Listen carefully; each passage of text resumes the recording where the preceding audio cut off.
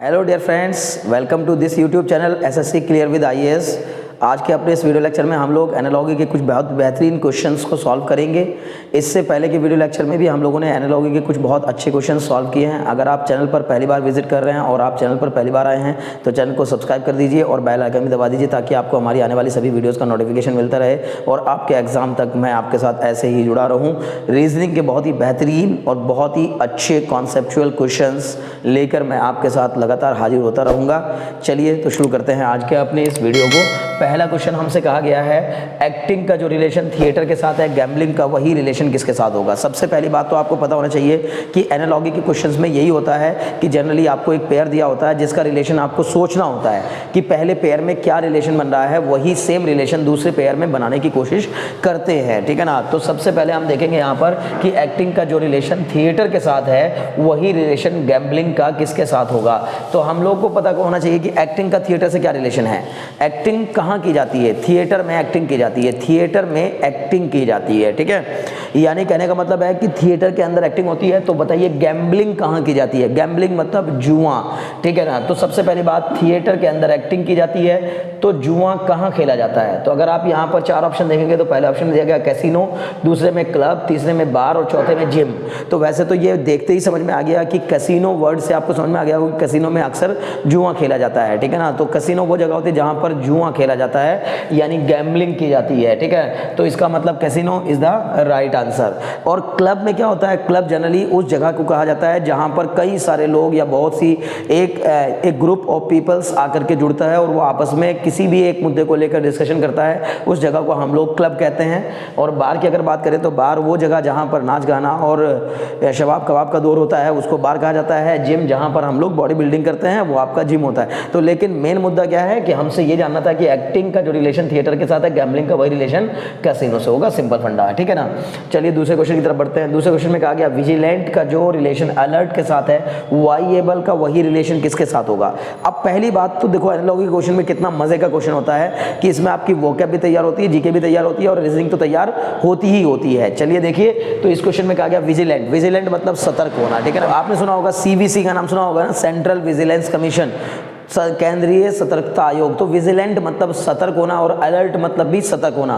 तो इसका मतलब है कि विजिलेंट का सिनोनिम्स अलर्ट होता है, मतलब जो मीनिंग विजिलेंट का है वही मीनिंग अलर्ट का है। तो बिल्कुल सिमिलर मीनिंग रखने वाला वाइएबल के साथ क्या होगा? वाइएबल मतलब वो चीज़ें जो इजीली हो सकती हों, जो आसानी से हो सकती हो, वाइएबल। हम लोग कहते हैं यहाँ ये चीज़ यार ये काम वाइएबल है कि नहीं है, तो हम बोलेंगे हाँ वाइएबल है, यानी ये काम आसानी से हो सकता है कि नहीं हो सकता है। देखिए दो चीज़ें हैं, एक होता है पॉसिबल, एक होता है वाइएबल और फिजिबल। तो इन तीनों का मतलब समझिए आप। पॉसिबल मतलब तो पॉसिबल, कोई भी काम पॉसिबल होता है। हम कहेंगे मुश्किल हो सकता है लेकिन पॉसिबल है, मतलब कुछ काम ऐसे होते हैं जो वाइएबल नहीं होते लेकिन पॉसिबल होते हैं। वाइएबल मतलब कि बहुत आसानी से नहीं हो सकते लेकिन हो जाएंगे, अगर आप करना चाहेंगे तो हो जाएंगे, ठीक है ना। तो उसी तरह से फिजिबल, एक वर्ड होता है फिजिबल। फिजिबल का मतलब भी यही होता है कि वो काम जो बहुत आसानी से हो सकता हो और जिसका कॉस्ट बेनिफिट ज़्यादा होता हो, मतलब जिस काम को करने से आपको बेनिफिट ज़्यादा मिलता हो और आसानी से वो काम हो जाए, उसको कहा जाता है फिजिबल। तो इसका मतलब आपका जो रिलेशन विजिलेंट का अलर्ट के साथ है वही सेम रिलेशन वाइएबल का फिजिबल के साथ होगा। फिजिबल, तो फिजिबल मतलब वो काम जो आसानी से हो जाए, क्योंकि देखिए बाकी जो वर्ड हैं वो ऐसा नहीं है। एक्टिव मतलब तो मतलब तेजी से होने वाला, होपलेस मतलब नाउम्मीद हो जाना, यूजफुल मतलब उपयोगी। तो ये सारे वर्ड्स भी आप एक बार चेक करिए, लेकिन आपको सबसे एप्रोप्रिएट आंसर मिलेगा कि भाई विजिलेंट मतलब सतर्क, अलर्ट मतलब भी सतर्क। तो विजिलेंट का सिनोनिम्स है अलर्ट, तो वाइएबल का सिनोनिम्स हो जाएगा आपका फिजिबल, ठीक है। चलिए अगले क्वेश्चन की तरफ बढ़ते हैं। इसमें कहा गया है मुंबई का जो रिलेशन महाराष्ट्र के साथ है, त्रिवेंद्रम का वही रिलेशन किसके साथ होगा। तो देखिए Mumbai is the capital of Maharashtra, तो महाराष्ट्र की कैपिटल मुंबई है। तो बताओ त्रिवेंद्रम कौन सी स्टेट की कैपिटल है? तो आप जानते होंगे कि केरला की राजधानी आपकी त्रिवेंद्रम है। तो इसका मतलब है कि जो रिलेशन महाराष्ट्र का मुंबई से है वही रिलेशन केरला का त्रिवेंद्रम से है। इसका मतलब Kerala is the right answer. ये तो एकदम आसान क्वेश्चन था, मुझे उम्मीद है कि आपको समझ में आ गया होगा। चौथे क्वेश्चन पे आ जाए। इसमें कहा गया मेन्यू का जो रिलेशन फूड के साथ है, कैटलॉग का वही रिलेशन किसके साथ होगा। तो मेन्यू मतलब क्या होता है? मेन्यू किसी भी होटल पे मिलने वाली वो बुक या वो जगह, वो चीज़, वो टेम्पलेट जिस पर आपको फूड्स आइटम्स, उस होटल में बनने वाले फूड आइटम्स की एक लिस्ट दे दी गई होती है कि भाई ये आइटम्स हमारे यहाँ पर मिलेंगे, ठीक है ना, ये फूड आइटम्स हमारे यहाँ मिलेंगे। इसका मतलब आपको अलग से जाकर के काउंटर पर पता करने की जरूरत नहीं है, आप उस मेन्यू को देखिए और अपनी पसंदीदा कोई भी चीज़ आप उसमें से चुन करके खा लीजिए। उसी तरह से कैटलॉग का मतलब, कैटलॉग उस बुक को कहा जाता है, उस चीज़ को कहा जाता है जिसमें हम किसी भी चीज़ को लिस्टेड कर देते हैं कि हमारे स्टोर पर मिलने वाली ये चीज़ें आपको मिलेंगी। तो आपने कैटलॉग बना दी, उस कैटलॉग में आपने उन चीज़ों को लिस्टेड कर दिया।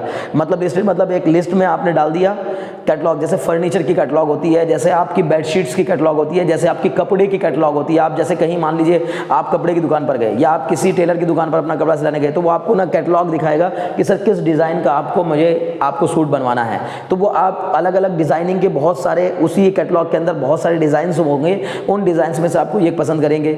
उसी तरह से फर्नीचर की कैटलॉग होती है। तो फिर यहाँ देखिए हमारे ऑप्शंस में क्या दिया गया है, रैक। रैक मतलब तो अलमारी होती है, तो अब अलमारियों की तो कैटलॉग नहीं होती ना, नहीं होती।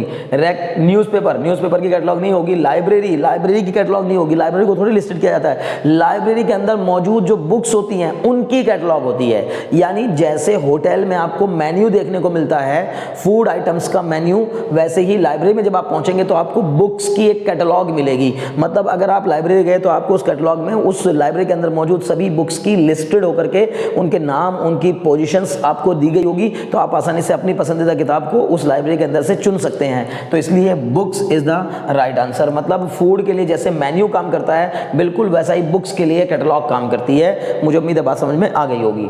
चलिए अगले क्वेश्चन की तरफ बढ़ते हैं। अगले क्वेश्चन में कहा गया पल्प का जो रिलेशन पेपर के साथ है, हेम्प का वही रिलेशन किसके साथ है। देखिए पल्प जो होता है वो पेपर को बनाने के लिए इस्तेमाल होने वाला रॉ मटेरियल होता है। मतलब कागज को बनाने के लिए जिस रॉ मटेरियल का इस्तेमाल किया जाता है उसको पल्प कहते हैं।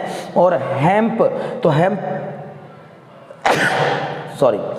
तो हेम्प बताइए किसके लिए रॉ मटेरियल के तौर पर यूज होगा, ठीक है ना। तो रस्सियों को बनाने में हम लोग हेम्प का यूज करते हैं। रोप मीन्स रस्सी, और रस्सियों को बनाने के लिए हम लोग हेम्प का यूज करते हैं। यानी जैसे पेपर को बनाने के लिए पल्प का यूज किया जाता है, बिल्कुल वैसे रस्सियों को बनाने के लिए हेम्प का यूज किया जाता है। तो इसका मतलब हेम्प का रिलेशन रोप के साथ होगा। मुझे उम्मीद है कि आज के अपने इस वीडियो लेक्चर से आपने काफ़ी कुछ सीखा होगा और आपको ये क्वेश्चंस वाकई में समझ भी आए होंगे और पसंद भी आए होंगे। अगर आप वीडियोज़ को पसंद कर रहे हैं और आप चैनल पर नए हैं तो फिर चैनल को सब्सक्राइब करना कतई ना भूलें और अपने फ्रेंड्स में इन वीडियोस को शेयर करना बिल्कुल ना भूलें, ताकि हमें मोटिवेशन मिलता रहे और आपको बहुत लगातार ऐसी ही काम की वीडियोस मिलती रहें। Very very thanks for watching.